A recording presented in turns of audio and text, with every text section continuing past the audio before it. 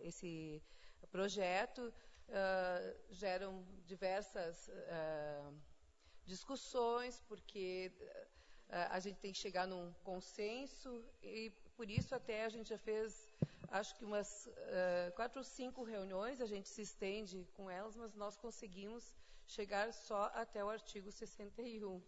Quer dizer que a gente está realmente esmiuçando o novo código, né? Esse projeto. Aí eu passei hoje à tarde, então, as nossas considerações. Eu acredito que todos estão com elas. E o presidente me solicitou que seja... Uma dessas... Ah, tu tem um... não, o ofício. Tá, isso. Perfeito. Muito obrigado. Não tinha... Aí eu não sei... Não tinha entrado aqui também. Tá, então. Tá, beleza. Então, eu acho que, como a gente conversou, né, presidente, para eu fazer a leitura Acredito que sim. É a melhor forma? Aí, fizemos assim, então, você faz a leitura, os vereadores acompanham e fizemos artigo por artigo, solicitação por solicitação, e aí se há alguma dúvida, a gente abre, o vereador pergunta, vai ser demorado, talvez por isso que eu só vou pedir, vamos ver como é que vai ficar, cada artigo a gente vai avaliando, até para nós não ficar aqui até a meia-noite, daqui a pouco discutindo, e sermos práticos e sermos diretos nas dúvidas, então. Então, acho que fizemos a leitura e abrimos o espaço. Se não tem dúvida, não tem por que perguntar, não tem por que se manifestar. Né? Então, a primeira consideração é no artigo 3º, é o 13º item. Acrescentar marquises. Ali tem a descrição da área edificada, que diz: a área do terreno ocupado pela edificação, considerada por sua projeção horizontal. Não serão computadas as projeções das beiradas, pérgolas, sacadas, e nós acrescentamos marquises, frisos ou saliências semelhantes. Não havia antes a marquise, né? E ela normalmente não é considerada também uma área edificada. Então, essa é a primeira consideração. Tudo certo aqui, então. Então, seguimos. Continua no artigo 3º, é o 35º item. Definição de pavimento. Nós achamos que a melhor forma é adotar a definição da ABNT, que é a norma 12.721, que trata das planilhas de área, de individualização. E ela define pavimento assim: parte coberta da edificação, situada no mesmo nível ou em vários níveis, situados entre os planos de 2 pisos superpostos, distantes entre si numa altura correspondente ao pé direito mínimo previsto na legislação municipal, ou parte descoberta do prédio definida pela sua área. Essa é a definição que está, então, na BNT. Tá?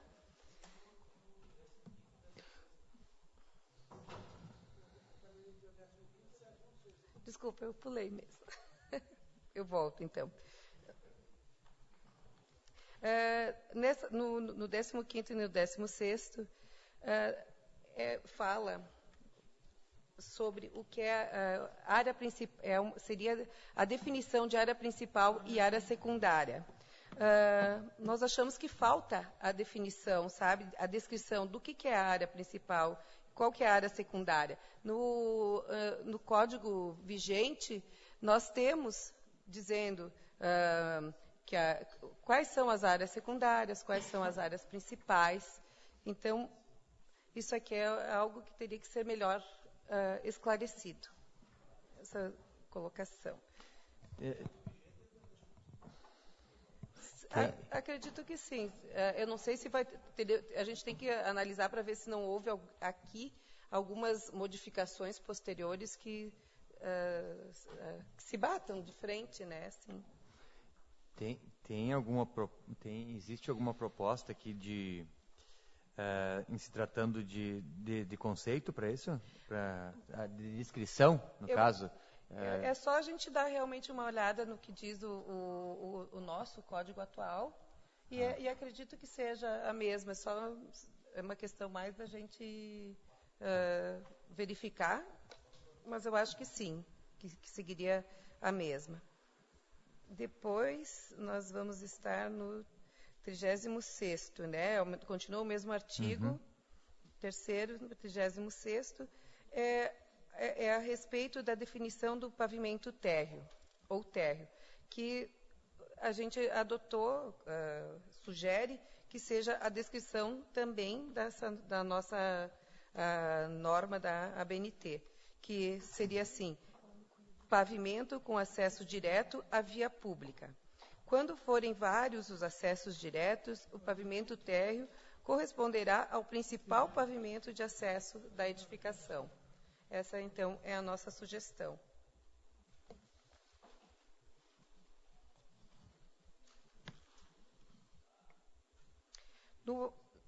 No mesmo artigo 3º, daí já deixa eu ver, isso aqui é o 42, isso. 42º. Vamos ler. Excluir função estética. Aí ficaria assim a nossa sugestão da reconstrução.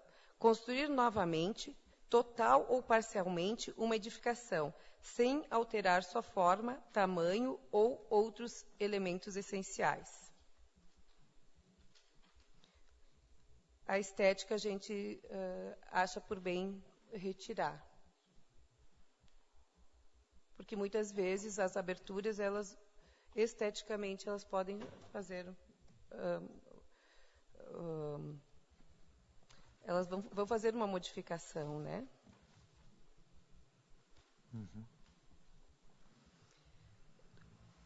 Posso prosseguir, então? Daí, então, já é o 49. Isso, 44. Não. 49 deve ser. Esse é o 49. 49. É o 49, sim.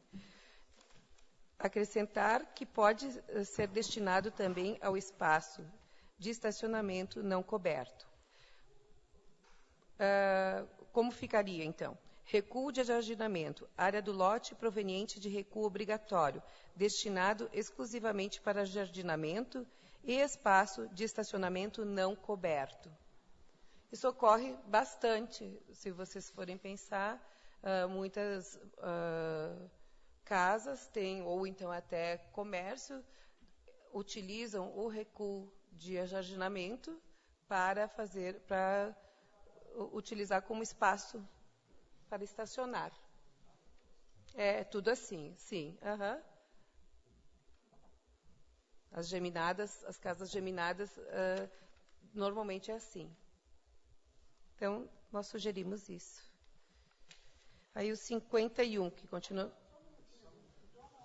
Vereador Kiko Paes. O microfone, vereador. Acho que usa o microfone, senão... Então, esse aqui incluiria o estacionamento não coberto. O estacionamento não coberto. O restante estaria normal. Sim, tem que ficar bem claro que é o não coberto, né? Não poderia fazer cobertura. Aí o 51, o item 51 do artigo 3º, nós pensamos suprimir a palavra andar, ficando sobre loja, pavimento entre a loja ou pavimento térreo e o primeiro andar, de uso exclusivo daquela, sendo que não existe acesso independente para a mesma.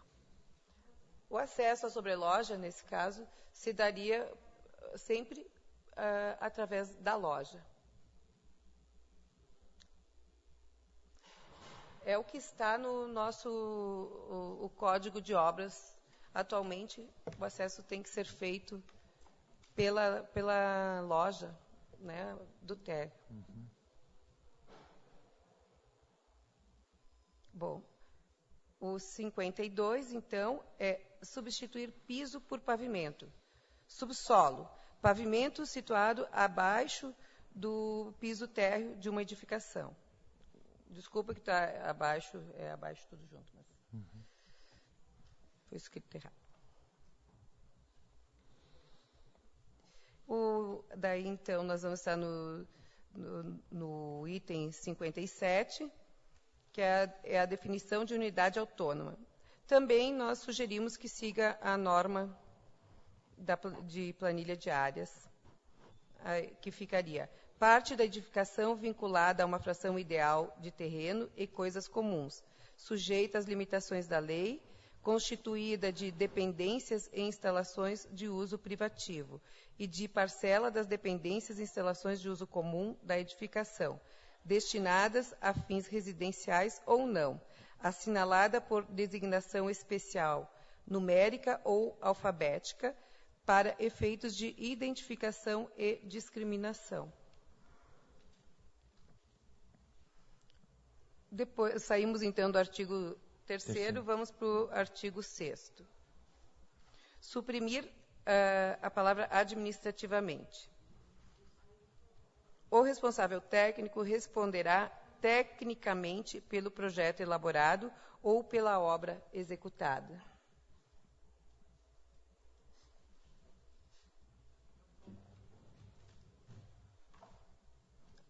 Posso...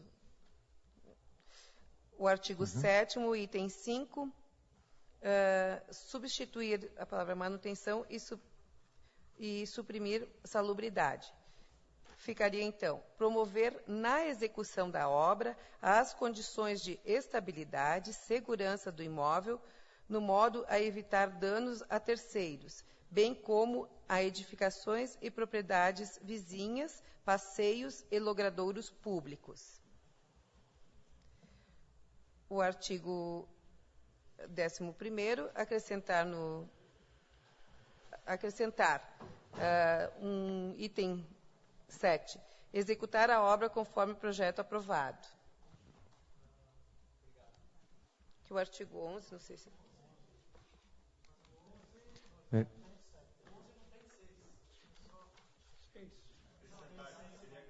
Acrescentar. Acrescentar, ela para repetir? Acrescentar, então, executar a obra conforme o projeto aprovado. Que seria um dos deveres do proprietário do imóvel.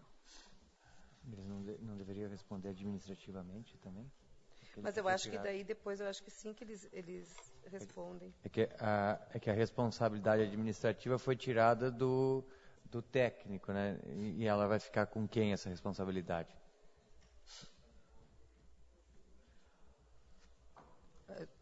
Acredito que daí tem que ser com o proprietário. Essa foi o que nós... Talvez deveria ser colocado aqui, né? Então, quem responde administrativamente deva ser o proprietário, talvez? Porque ele estava no artigo anterior, a responsabilidade administrativa e técnica era do... como é que estava escrito? Deixa eu ver. Deixa eu ver onde é que... Onde é que não, tá, tinha técnica e administrativamente. Eu não me lembro agora. Vamos ver aqui qual é o que a gente está tirando. É no artigo 6º, né? O responsável técnico responderá tecnicamente pelo projeto elaborado. Estava escrito técnico e administrativamente pelo projeto. Então, tirou-se a responsabilidade administrativa. E quem vai ficar com ela?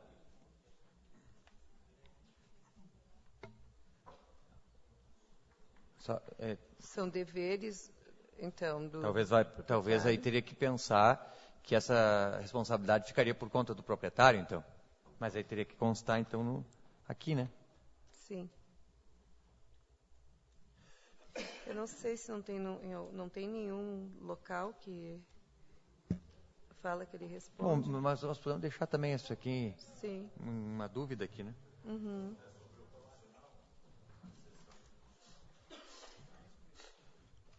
Que nós entendemos que, tecnicamente, realmente nós temos que ter toda a responsabilidade, né? Até porque nós assinamos uma RRT ou uma ART. O vereador Lino? Eu particularmente acho que a responsabilidade administrativa tem que ser do proprietário mesmo. Ela tem que ser inserida na responsabilidade e deveres do proprietário administrativo. Não, porque hoje é assim. Quando precisa algum problema, quando tem algum problema para resolver, quando precisa ser chamado, é chamado normalmente o proprietário. O engenheiro, se for alguma correção de projeto, mas alguma coisa... Técnica. Alguma coisa técnica. Se for uma questão técnica, mas se por exemplo, o pedreiro lá edificou fora do projeto, ou alguma coisa, responsabilidade do proprietário. Não, mas aí é técnico. Aí é técnico. Não, eu acho que uma questão administrativa seria, por exemplo, sobrou material de entulho e o pedreiro resolveu jogar lá no meio da rua, por exemplo. Quem que é a responsabilidade disso? É uma questão administrativa, foi colocado no lugar errado. Então, quem tem que responder por isso é o proprietário, né? Ou o administrador da obra, sei lá. Nós poderíamos colocar o proprietário ou o administrador. Que está previsto administrativamente. Sexto. Tu diz no artigo 11º, continuação, fazer mais uma colocação. Isso.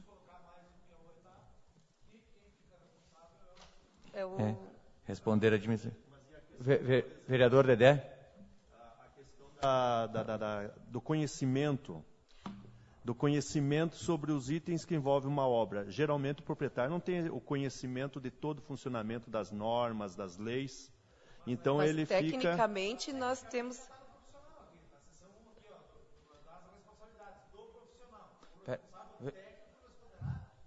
Vereador, se tu não usar o microfone, não dá para gravar. Tá, tudo bem. A questão, se for analisar assim, direta... Ok, mas ela implica, porque o técnico, quem tem o conhecimento do assunto tem que acompanhar e transmitir e até orientar ao proprietário. Sim. Isso aí daí cairia na parte técnica, da administrativamente. Sim. Mas, claro, o primeiro responsável é o proprietário. Sim. Eu vou sugerir o seguinte, Permito, vereador Lino. O que acontece? O profissional liberal, pelo Código de Defesa do Consumidor, é obrigado a prestar as informações necessárias para o desenvolvimento daquela atividade. Eu como advogado, a senhora como engenheira, o Aldérico como pedreiro, a informação é o elemento essencial da relação do profissional liberal. Então, essas informações que o senhor se refere, a informação o engenheiro tem que prestar tanto para quem executa quanto para o proprietário. Porque por que tem um engenheiro de execução da obra? Para que ele possa acompanhar o desenvolvimento de todas as etapas juntamente com quem executa, quem faz o trabalho propriamente dito. Então, acho que se nós colocarmos alguma coisa aqui acerca de informação, nós estamos ou diminuindo ou aumentando o que a legislação federal não estabelece. Que é o dever da informação. Dever da informação. Bom, eu acho que frente a esse impasse, nós estamos com dúvidas, acho que nós podemos deixar aí para nós ir discutindo isso aí e fechar. Se me permite, só, presidente, eu coloquei aqui, acrescentar também no 11º, o inciso 8º, dizendo: o proprietário responderá administrativamente pelo projeto elaborado ou pela obra executada. Ele que vai contratar o engenheiro, ele que vai contratar o arquiteto, então ele tem que ser responsável. Eu acho que nós colocando aqui esse outro inciso aqui está... A não ser que tenha mais para frente. Eu não vi isso, mas... Acho que não. Depois a gente pode discutir. E me permite, senhor presidente, até porque vai ser a discussão aqui, tem mais artigos que a gente vai ver até os 60, mas eu acho que nós podemos, o vereador Lino e o vereador Paulo Dalzocchio, ouvir todas essas reivindicações, analisarmos elas e depois chamarmos aqui o pessoal da prefeitura, os técnicos da prefeitura que elaboraram esse projeto também, e discutirmos com eles, inclusive, as emendas que a gente pode fazer. Porque a nossa ideia de mandar esse projeto para a AFE foi justamente para que todos possam dar a sua colaboração. E essa é uma colaboração da FEA, que nós agradecemos. Mas acho que nós podemos depois ouvirmos tudo aqui, e o que nós estamos ouvindo, o que nós estamos discutindo, essas sugestões, eu estou concordando com elas agora e anotando, mas eu não estou dizendo que é o correto ou que vai ficar no projeto. Mas que são alterações que nós temos que analisar, porque veio dos técnicos que conhecem. Isso é verdade, a gente está aqui acolhendo as sugestões, depois a gente vai tomar as decisões no decorrer das discussões, com certeza. Acho que então seguimos. Deixa eu ver agora em qual. É o 20 agora. 20. Inclusive, assim, se ficarem dúvidas em algumas colocações, porque até agora eram mais definições, né, que a gente passou, mas se ficarem algumas dúvidas em outros artigos que a gente faz o comentário, a gente até pode ilustrar o porquê que chegamos vamos dizer, a este consenso, se quiserem que a gente faça. A gente muitas vezes pode até trazer algum slide, alguma coisa para que ilustre. A gente fica à disposição também. Então, no artigo 20, suprimir alinhamento predial. As edificações residências unifamiliares ficam sujeitas a processo simplificado de aprovação e licenciamento, mediante a apresentação de 1. Declaração municipal das condições de uso e ocupação do solo, DM. 2. Registro do imóvel atualizado. 3. Planta de situação e localização. 4. Projeto arquitetônico contendo planta baixa, fachada e corte, apontando a localização e destinação da água potável e dos efluentes. E 5. ART ou RRT, e os seus parágrafos 1º e 2º. Eu gostaria até de comentar o porquê que nós estamos suprimindo o alinhamento. A gente observa hoje em dia que o alinhamento que deveria ser feito tu tens que fazer na testada, piqueteá-lo, fazer 2 piquetes para que nós possamos ter o alinhamento. Isso não ocorre. Não tem ocorrido, né? Porque tem que ir com um aparelho e levantar e fazer essa colocação. A gente não está dizendo piquetear os cantos do terreno, a gente está dizendo o alinhamento do imóvel. E a gente observa que é cobrado, é uma taxa cobrada e não é feita. Então, nós sugerimos, até nós enviamos para o secretário David uma sugestão, que na DM já saia, vamos dizer, qual é o alargamento da rua, o eixo da rua, se o eixo é deslocado ou não, e o alinhamento fique só para quando nós estamos fazendo uma obra numa rua que não seja pavimentada. Porque nas ruas não pavimentadas, a gente realmente precisa do alinhamento. Nas outras, a gente tem já o meio-fio, nós temos tudo, então a gente tem condições de saber qual é o alargamento viário, se o gabarito da rua é de 16, nós temos que deixar aquele 1 metro a mais para os 18 metros, né? E aí, a partir daí, é que vem o nosso recuo de ajardinamento. Então, a nossa sugestão é que na DM já seja dito qual é o gabarito daquela rua, que se por acaso houver um deslocamento de eixo, seja colocado, e o alinhamento fique somente para realmente ser executado naquelas ruas não pavimentadas. Nós colocássemos aqui alinhamento predial somente nas ruas não pavimentadas, ao invés de retirar. Pode ser. Também fica. É uma ideia interessante. Aí sim é necessário, a gente precisa dele. Somente nas ruas. Inclusive, até faço um comentário que hoje é cobrado, o alinhamento ele é cobrado por metro. Por metro linear, né? Vamos dizer, por metro de testada.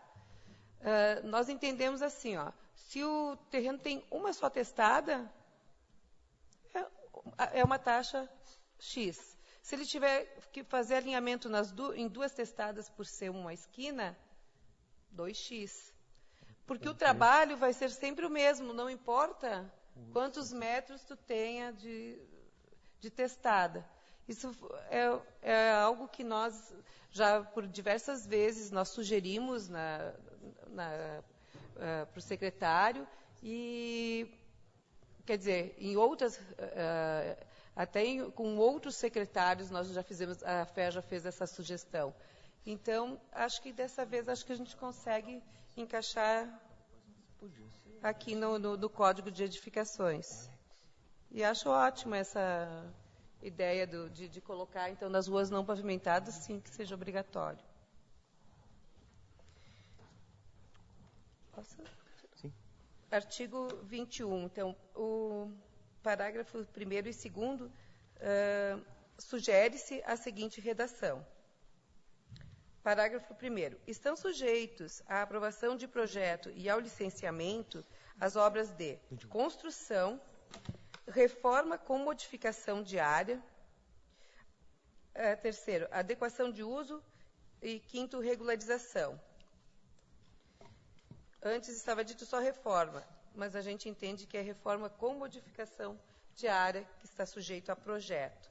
Depois, no parágrafo 2º, nós dizemos assim, está sujeito apenas ao licenciamento e ao acompanhamento por responsável técnico, nos termos dessa lei, a construção de marquises, muros de arrimo, demolição e reforma.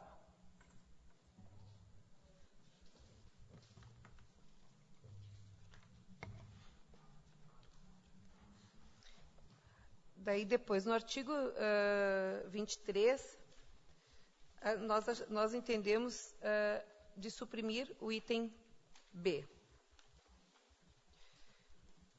que seria que teria que observar os novos parâmetros previstos em lei.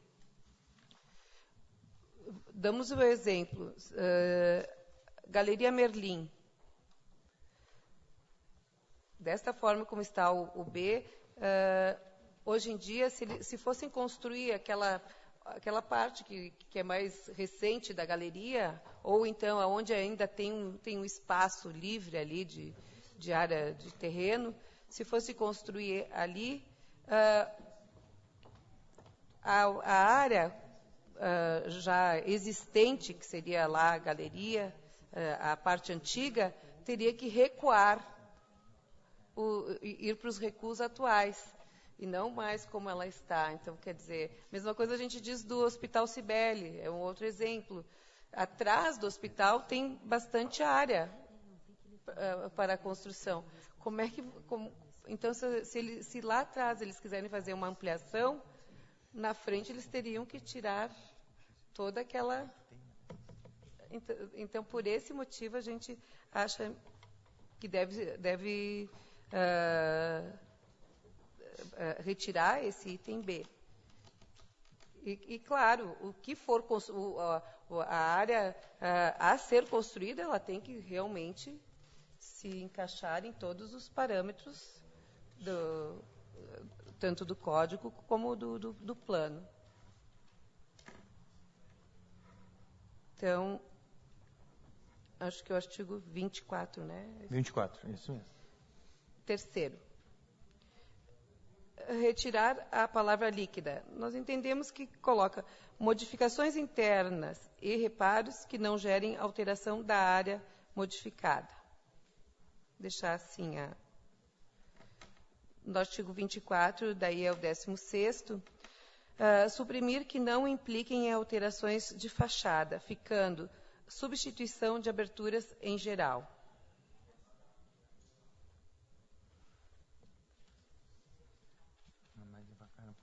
Uhum. Acompanhar. Que esse me avisa quando eu for. Que não implique.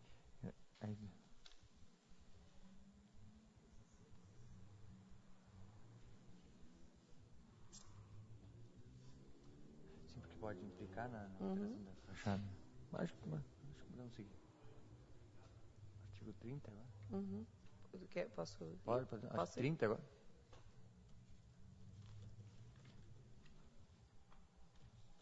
Então, artigo 30, no parágrafo 1º.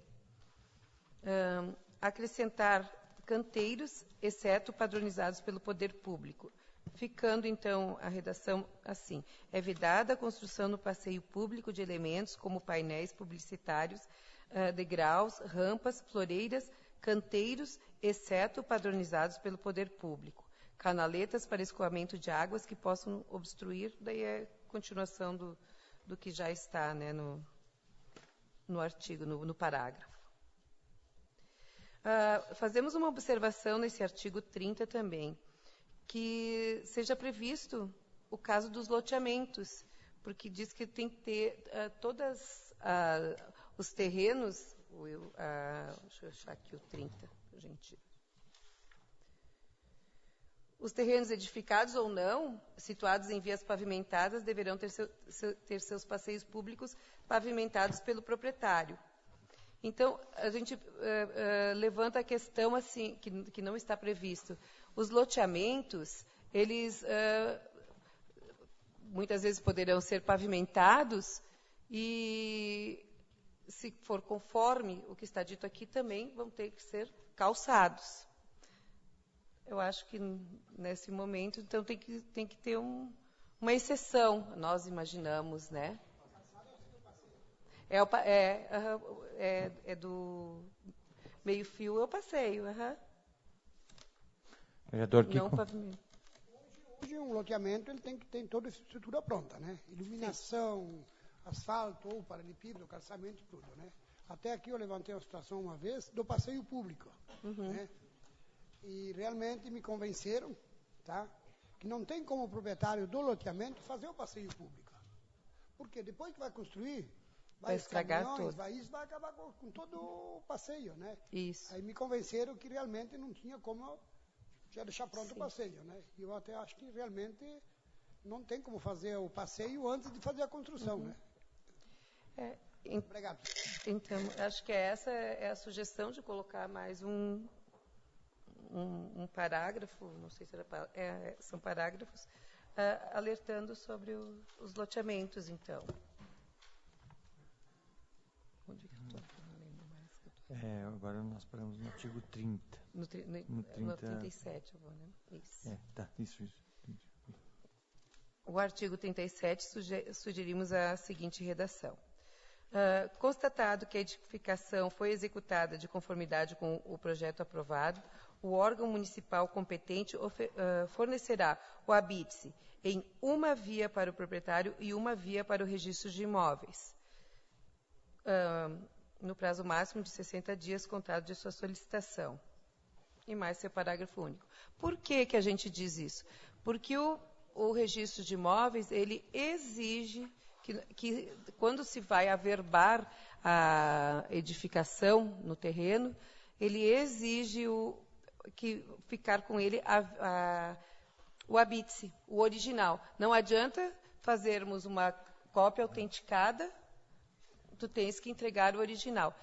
E muitas vezes depois, por questões assim administrativamente, é solicitado ao proprietário o habite-se. Ele não tem mais, porque ele entregou aquele para o registro de imóveis. E eles, de 5 em 5 anos, eles têm a prerrogativa de queimar o material que está com eles.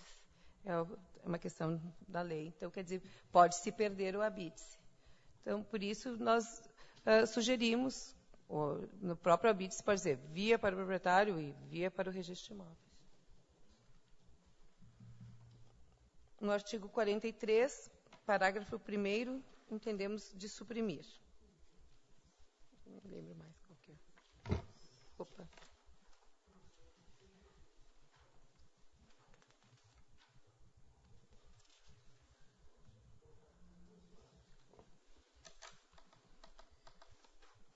Por que nós pensamos nisso? Porque tem que já estar previsto o interesse de preservação. Aí ele vai estar ou inventariado ou tombado. Porque quem define esse interesse de preservação, né? Vai ser o Conselho Compac. E E eles vão ter inventariado ou tombado. E então até a gente diz assim, quando a pessoa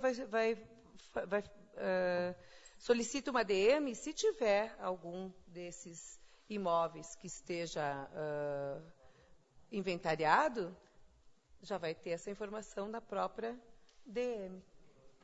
Então, por isso a gente imagina, achou assim que ficou interesse de preservação, mas quem define?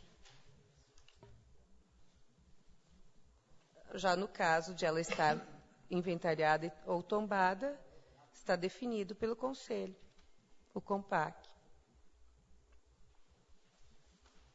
Depois o 43, isso, né? Vocês perceberam que vocês tiraram o trabalho de vocês aqui, né? Hã? Vocês perceberam que tiraram o trabalho de vocês aqui. Estou entendendo. Parágrafo 2º, então.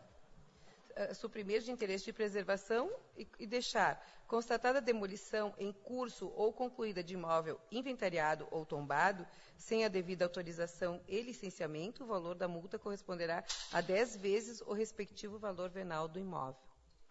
É pelo motivo, né, pelo o que nós dissemos.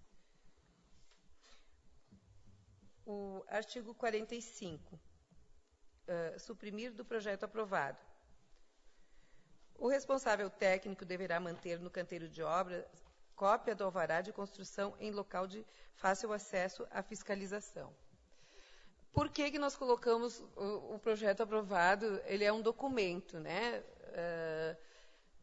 A nossa vida diz, a nossa experiência fala que qualquer projeto que tu mande para a obra, em questão de um mês, ele já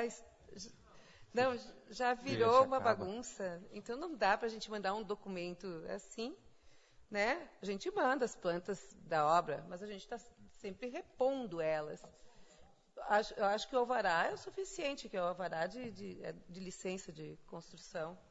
Esse sim, tem que deixar. O pessoal dá uma olhadinha de vez em quando com as mãos... Com as mãos...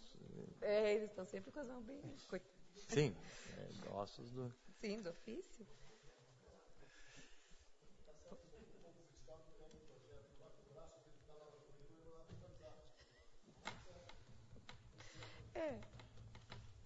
Bom, artigo 49, parágrafo 2º. Suprimir, eu já li esse? Não. Interesse de preservação. Então, constatada a movimentação de terra em entulho, em curso ou concluída, sem o devido licenciamento, em imóvel inventariado ou tombado, o valor da multa corresponderá a 100% do valor venal do imóvel. Eu não tinha lido isso. Não. Interesse de preservação. Sempre usando a mesma linha de pensamento, né, que nós colocamos. Quem diz que é de interesse de preservação? Só aqueles que estão tombados ou inventariados. Artigo 52, suprimir. Deixa eu ver o que é do 52.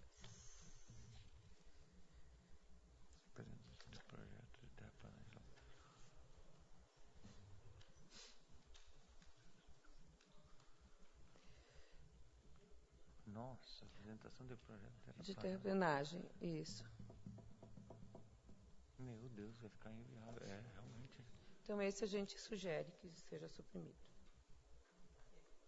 Uma questão, na questão da movimentação... Vereador Dedé. Na questão de movimentação de terras, não seria interessante também colocar um volume mínimo para ser exigido essas... Na lei ambiental fala, acho que, se eu não me engano, é 750 metros cúbicos.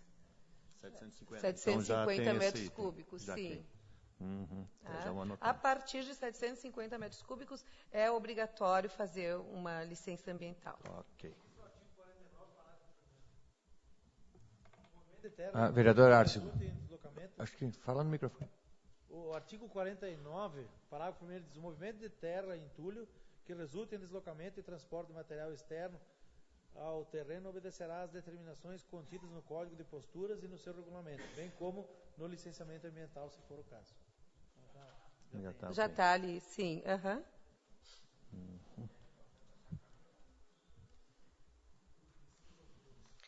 Daí o artigo 56, sugerimos a seguinte redação.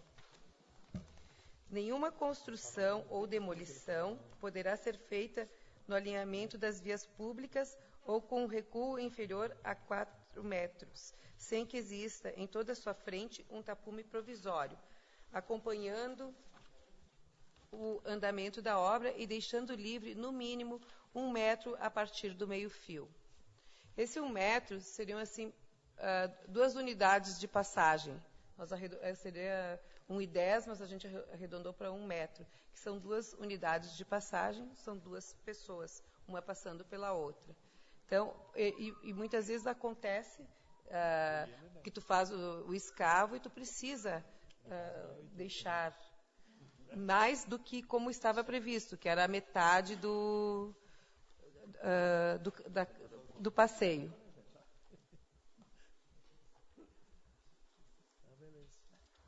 É isso, né?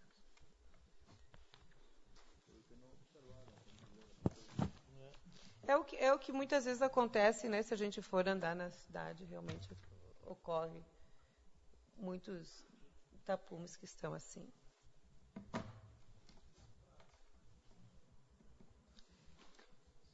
Na prática... Vereador Lino, depois vereador Vinícius. Na prática, se eu tenho uma área de ajardinamento de... menos de 4 metros.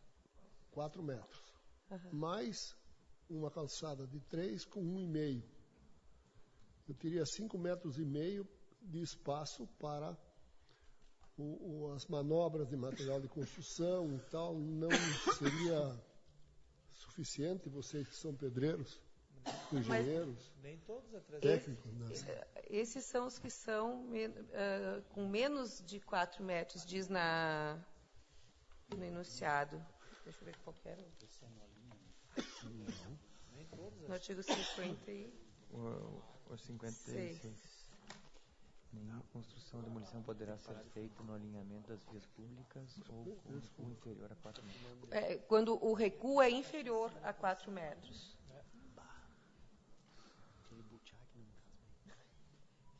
Quando isso aconteceria, ocorreria esse tapume utilizando, só deixando livre esse 1 metro, é quando o recuo é inferior a 4 metros. Que nós temos situações que o recuo é de 2. Depois vai ter um... não sei se passou para a próxima, era dentro dessa... Tá, isso, vereador Vinícius. Isso. Eu só queria fazer uma pergunta sobre a relação da unidade de passagem ali, né, que a gente comentou. Como é que seria para um cadeirante, Simone, isso? Claro que 1 metro... 1 metro, sim. É tranquilo. Tem um estabelecimento para... Qual é o estabelecido para um cadeirante? Seria 90? Eu acho. Eu ia pedir ajuda para a Lucy. É quanto, Lucy? Porque... Para o cadeirante, qual é o...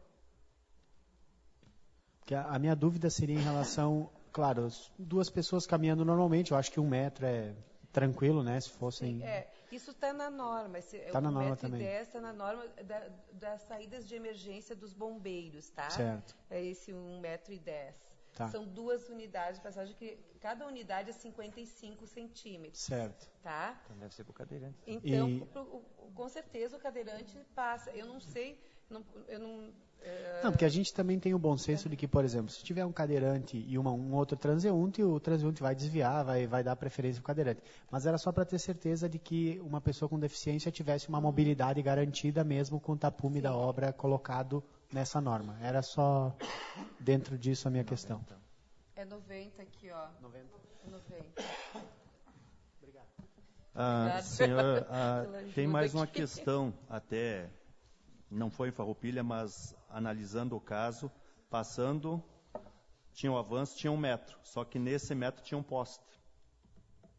Nesse poste tinha um galho. Vão livre deveria ser, né? Não, realmente é bem complicado, então são questões assim para ser analisado. Só colocando essa observação. Isso aqui nem a música da Sim. Árvore da Montanha. Esse galho aqui. Tem que ser de vão livre. Quando tu fala corredor, tu não pode botar nenhum obstáculo no meio, né? Vereador Kiko. Faz diferença 1 metro. Vamos dizer que a calçada tenha 2,5 metros, tem calçada de 3, né, coisa assim. Faz diferença para a construção, no caso, né? De 1 metro, aumentar uns 20 centímetros, 30 centímetros. Em vez de 1 metro, 1,30 m, então no caso, por causa do poste, por causa de alguma dificuldade, né? O que com esses passeios já tenha, por exemplo, uma rampa de acesso para deficientes, né? Que ela sobe no mínimo uns 40 centímetros para dar o acesso, né? Teria algum problema para a construção? Se aumentar um pouquinho esse espaço de 1 metro, mesmo estando abaixo dos 4 metros, que nem isso aqui. Sim, porque muitas vezes nós temos, a gente vai fazer o escavo do subsolo e a gente sabe que o talude pode não ficar, tu vais ter um talude, né? Então a gente vai acabar avançando. Nós observamos, se a gente for sair pela cidade, a gente vai observar em várias situações, se chover muito, muitas vezes até acontece de ir até a rua, né? Se recém fez o escavo. Então, por esse motivo, a gente acha isso. Depois tem um equívoco também no parágrafo único desse mesmo item. Porque o parágrafo único diz no projeto que nas construções recuadas até 4 metros será obrigatória apenas a construção do tapume com 2 metros de altura no alinhamento. É a partir de 4 metros que a gente entende, as construções recuadas a partir de 4 metros será obrigatória apenas a construção do tapume com 2 metros de altura no alinhamento. Que daí é o caso que o vereador Lino citou. Aí vai ficar, o tapume fica no alinhamento, não invade o passeio público. Mas é que tem esse equívoco, né, que está dizendo que é até. Não, é a partir. 61 suprimiu tudo. O 60, o 1, a gente entende de suprimir. Como? 60? Para nós, beiral é beiral, não importa. Por que suprimir o primeiro do 60? Porque está falando que considera-se área construída toda a área coberta, à exceção de área de beiral, cuja projeção do balanço não ultrapasse a 1,20 m em relação à parede, de fechamento imediatamente inferior à edificação. A gente entende assim, marquises muitas vezes tem mais do que esse 1,20 m. E o beiral, a gente tem que entender a definição dele, ele não tem pilares, né? Não tem nada. É o beiral proteção. De proteção, isso.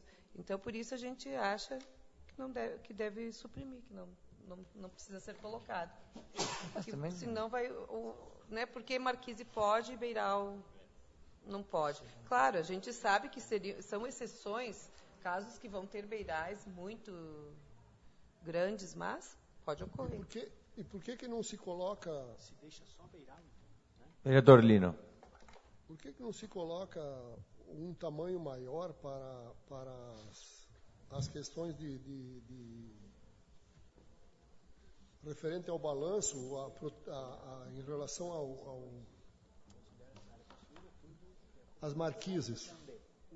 As marquises elas têm um tamanho que elas não podem... Técnico, né? Agora eu não estou me recordando aqui, mas elas têm que ter uma distância do meio-fio.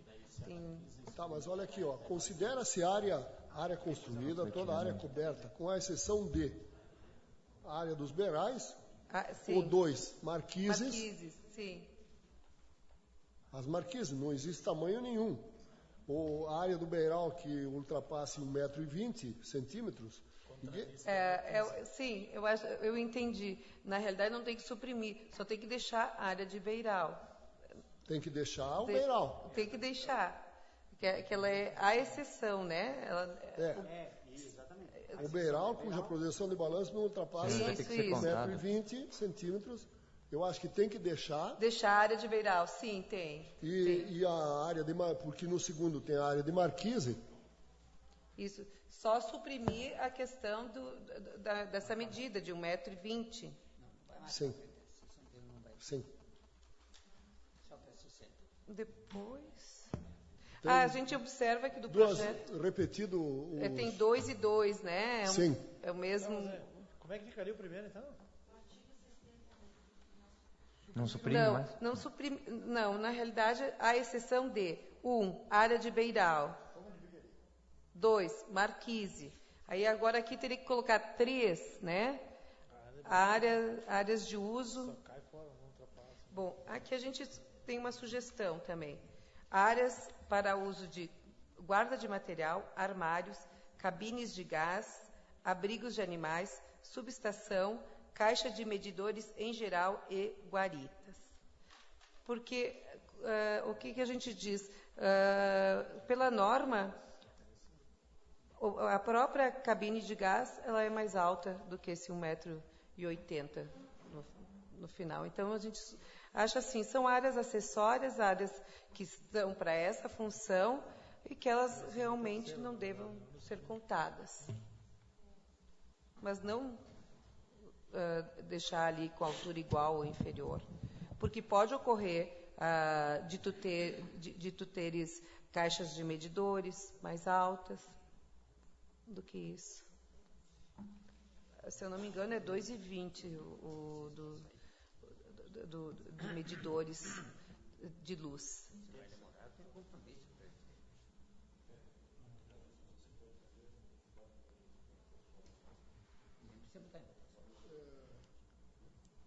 Vereador Lino? Não? Nós acrescentamos, então, né, áreas de subestação e caixas de medidores em geral e guaritas. É que com exceção, esse não conta a área. Esse abrigo de animais? Não é perigoso? Vamos dizer, a casinha do cachorro, sei lá, alguma coisa, um canil, né? Mas não, eu coloco assim, qual é o perigo disso? Daqui a pouco tu faz uma construção, o abrigo para o animal aqui é uma casa de 5x5. Mas aí vou morar eu, né? Mas aí tu tá sem especificação, né? Tu não tem especificação. Tu não tá com a Vai que tu tem um cavalo, né? Pois é. Essa que é a minha preocupação, abrigo para animal. Não está especificado. Vou fazer Bom, Acho que a administração pública, no momento que alguém fizer um canil no seu imóvel, não devia considerar isso como área construída, nem no projeto e nem fora do projeto. E daqui um pouco pego aquela casinha do cachorro que carrego aqui na mão, boto no porta-malas do alto e levo lá para o meu terreno. Não é uma edificação. Mas aqui, vereador Lino, é que aqui está a sugestão, mas aqui no texto está escrito área para uso de guarda de material, armário, cabine de gás e abrigo de animais, com altura igual ou inferior a 1,80 m. Bom, então está especificado. Mas isso aqui é inferior. Então tá. Não será mas que seja, então nós vamos ter que... Até 1,80 m abrigo de animais, então, essa altura. Porque, por exemplo, para medidores, para gás, nós precisamos muitas vezes alturas superiores a 1,80 m. Então, quem sabe, para o abrigo de animal, deixa essa altura, então, essa referência. Mas não é prudente tirar os animais. O abrigo de animais? Eu acho que de sim. repente, mais fácil, né? Nós não estamos complicando em vez de simplificar? Eu vejo que até hoje, acompanhando, tem a questão pessoal da proteção de animais, mas tem hoje pessoas com 40, 50 cachorros e que precisa até fazer um bom espaço, né? Aí faz um projeto, fazer um canil, né? Exatamente. Mas no momento que isentar aqui, porque daí vai aumentar acima de 1,80. Se tu não especificar o tamanho, vai dar problema, com certeza. Não? A lei não vai especificar. Tu pode botar o tamanho que quiser. É isso que nós queremos questionar. Mas que essa questão de 1,80 m seja só para o abrigo de animais. Vou colocar aqui. Eu acho que aqui tem que separar. Separar. Bom. Em frente, então. Então, estamos chegando no final. Então, artigo 60, o item 5, sugere-se a seguinte redação: área de jardineiras ou floreiras. Deixa eu ver onde é que está esse. 65.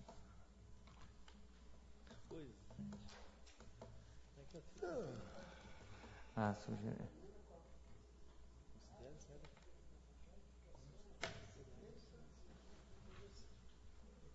Deixa eu ver. Jardineiras são térreas, floreiras são Simone, suspensas. Simone, você entende que essa área de jardineiras, ela estaria numa projeção sobre a calçada? Vamos dizer, as floreiras, sim. Sim, os constantes no inciso 5º do 60. Sim, assim, segundo nós discutimos, a gente entendeu que jardineiras eram térreas, né? E floreiras daí seriam essas suspensas. E a gente acha assim, de limitar a 60 centímetros, não teria o porquê, né? Deixa livre, as pessoas não vão fazer, vamos dizer, nos outros andares, nos andares acima do térreo, é algo tão projetado para fora da edificação. Porque tem um outro dispositivo no código dizendo que não é permitida a construção do passeio público. Sobre o passeio público, abertura de janelas e tal, né? Eu até tenho uma modificação. Sim, mas aqui até elas não ficariam sobre o passeio público, porque a gente tem o recuo de ajardinamento, né? Temos o recuo de ajardinamento, aí vem o prédio, né? A construção. E aí essas floreiras estariam, a partir dali, elas nunca iriam atingir, vamos dizer, temos um recuo de 2 metros, digamos, né? Que é o ajardinamento. Elas não atingiriam essa... E se eu estou numa área comercial?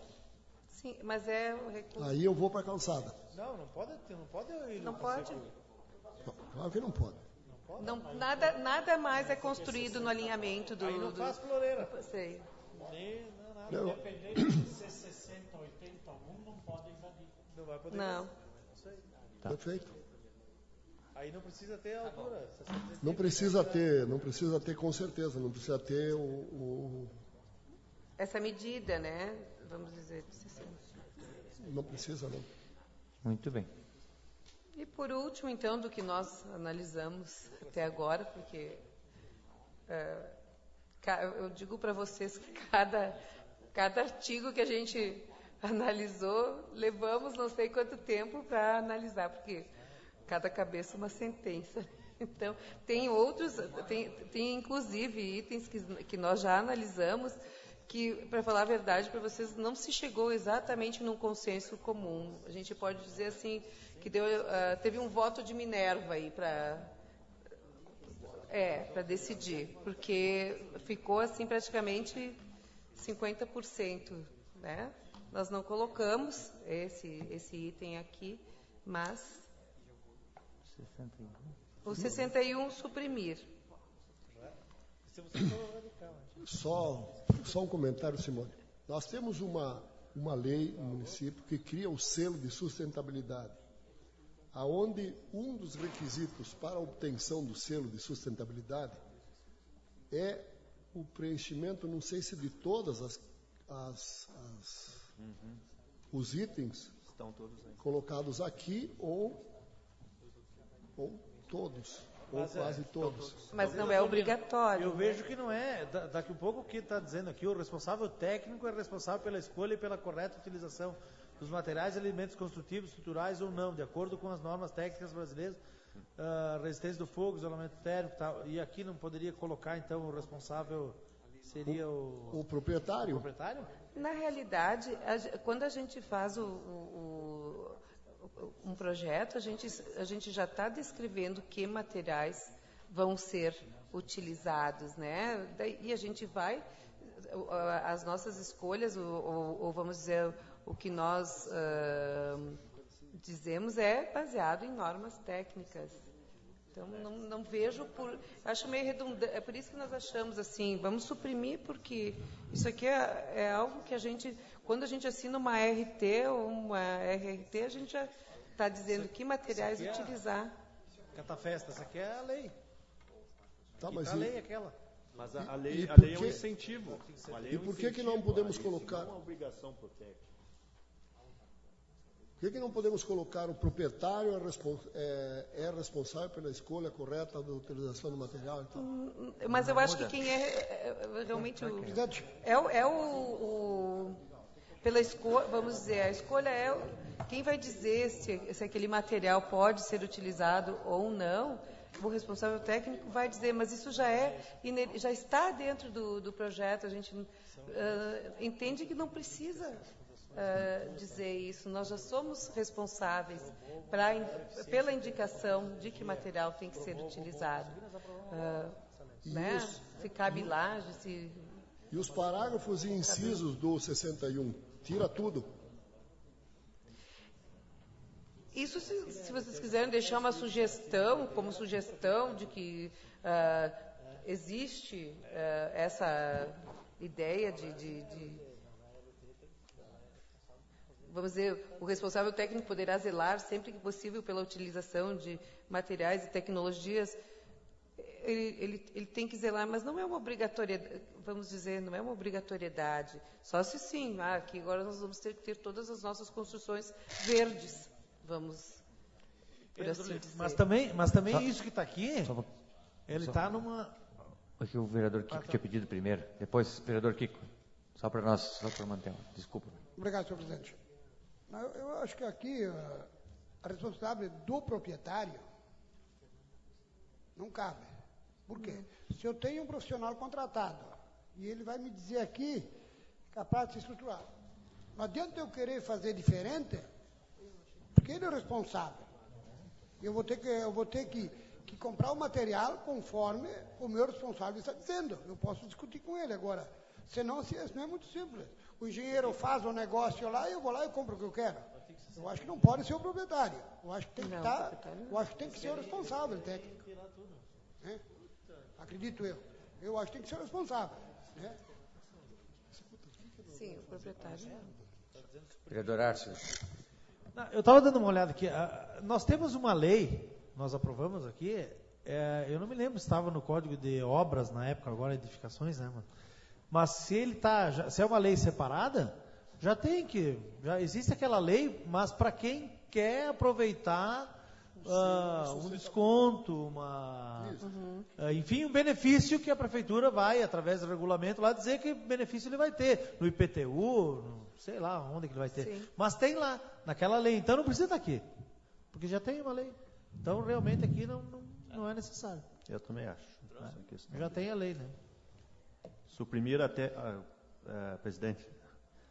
Vereador Dedé. Realmente a questão de suprimir este artigo 61 ele não todo, porque realmente aqui está colocando uma responsabilidade em cima do técnico, né, que é um engenheiro, ou mesmo do proprietário, que também a questão a lei que nós temos de incentivo, né, às questões ambientais. E logo ali na frente nós vamos ter permissão de forro, assoalho, estrutura de telhado, tudo em madeira. Então há uma discordância, né? Se ele não quiser o benefício. Exato. Então eu vejo que realmente o 61 pode ser suprimido. Perfeito. Vereador Lino. Eu acho que nós poderíamos pegar o parágrafo 2º e transformá-los em caput do 61. O responsável técnico deverá zelar, sempre que possível, pela utilização de materiais e tecnologia que... E aí colocamos esses itens que constam no parágrafo 2º como sendo o artigo 61 e os seus incisos até... Ou seja, não existe uma obrigatoriedade. Então, o responsável técnico deverá zelar sempre que possível pela utilização. Ou seja, há uma recomendação para que ele faça dentro de determinados critérios. E até citar outra lei aqui, se for o caso. Para que haja o benefício da lei tal, se quiser. Perfeito. Pode ser? O que tu acha, Simone? Avalia essa minha sugestão. Sim, eu vejo. Pode ser? Pode ser, eu até comento com os colegas, porque nós vamos nos reunir essa semana novamente. Perfeito. Faz a pergunta, tu abraça.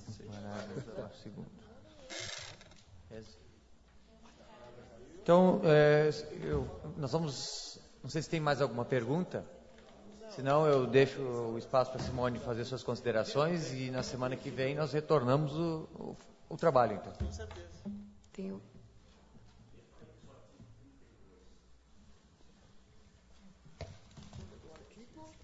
R$ 32.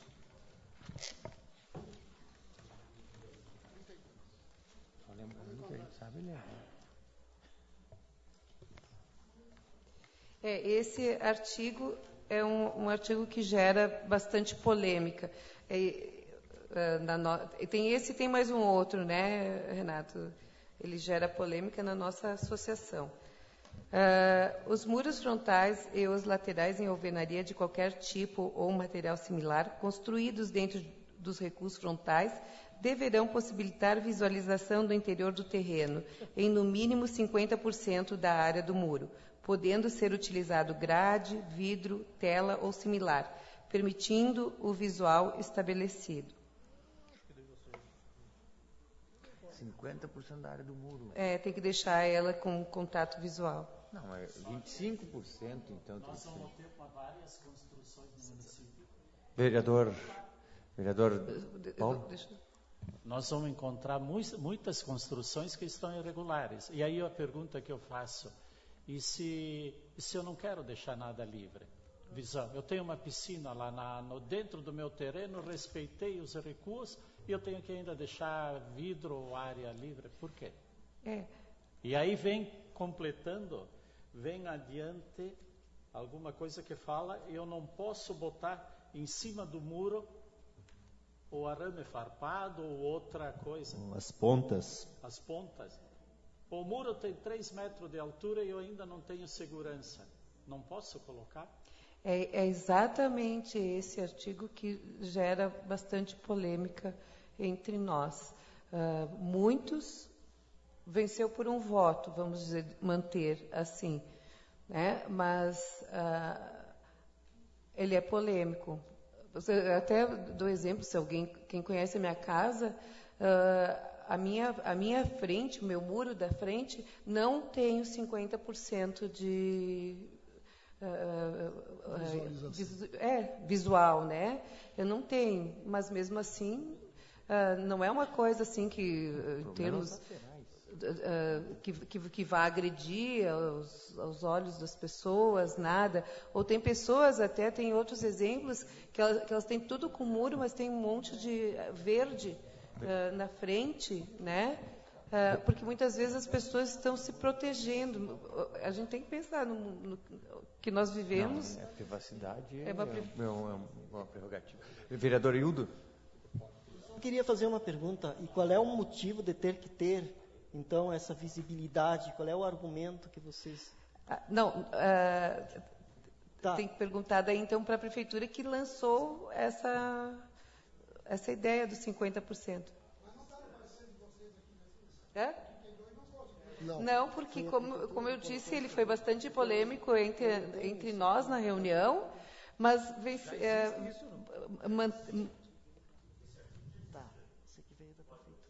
acho que não.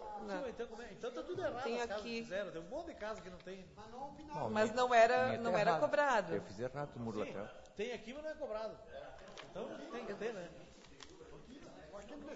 Deixa eu ver. Eu tô com o código de obras aqui. Você lembra onde é que ele está, Renato? Tá, veio da prefeitura.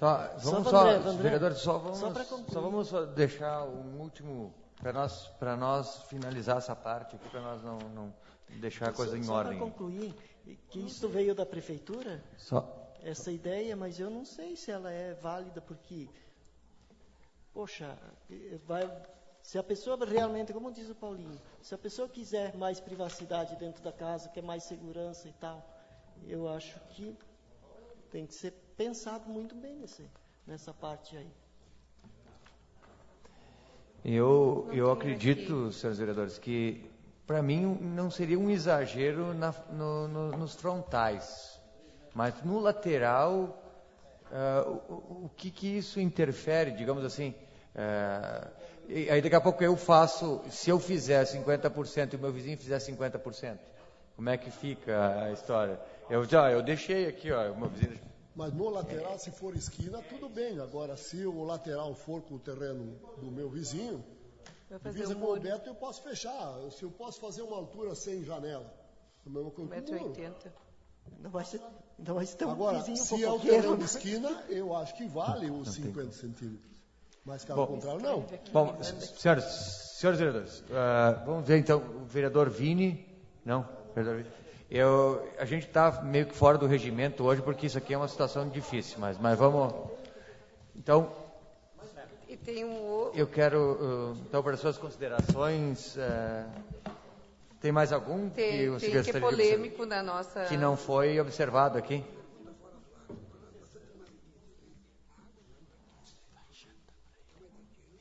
Não, tá aqui, ela está aqui.